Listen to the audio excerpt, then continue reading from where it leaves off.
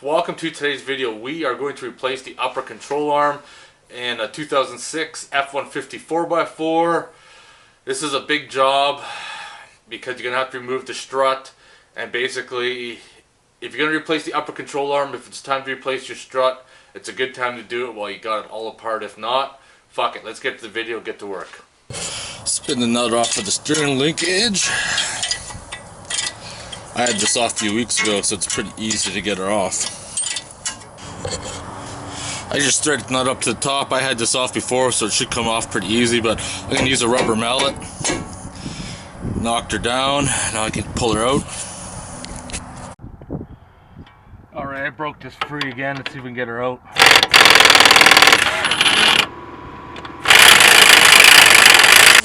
Next step is the 3 bolts for the strut, not the one in the middle, but the 3 outside ones. Remove those.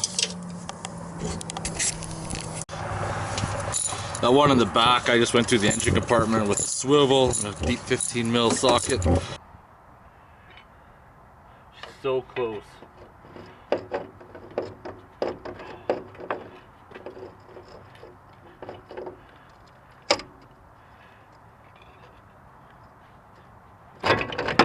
Oh yeah, there we go. I already broke this free, but now to remove the upper control arm, this is a 21mm nut. Loosen that off. I'm going to bust that free, then I'm going to take out the control arms from the side afterwards. Do the same for the upper control arm bolt.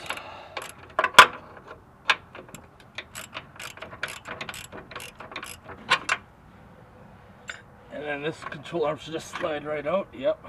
Here's a new control arm right here. We're going to get ready to put this bad boy back in. Alright, let's get this bad boy back in.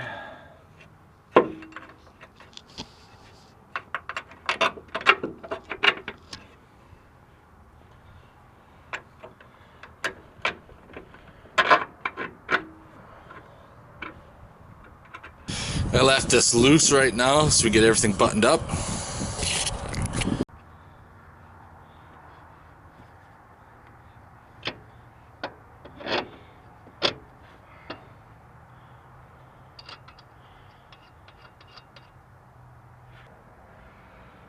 Alright, now comes the fun part of putting the strut back in.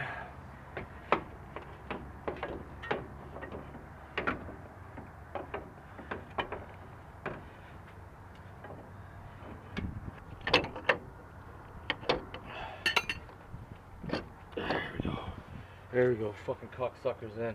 Gotta make sure this is perfectly straight to go in, otherwise you're gonna be hating life. Hating fucking life. Now that I got weight on the suspension, I got a jack under it. It's the perfect time to tighten up the control arms.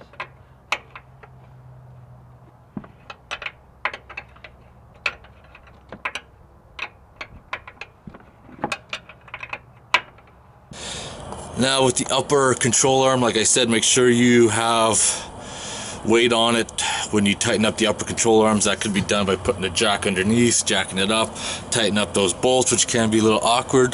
They're 221mm, I believe. Then once that's done, you're ready to rock and roll, but you got to put the strut in first. Alright, it's motherfucking beer time.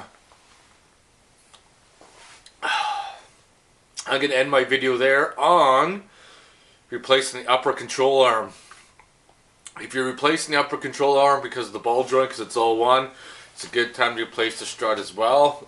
If you haven't, if it's old, whatever, that choice is totally up to you. But the way I see it, if I'm going in and doing all that work, I might as well do it all at once. It's the way I see it anyways. It's motherfucking beer time. I'm gonna get going. If you have any questions or comments, post them below. Otherwise, thanks for watching.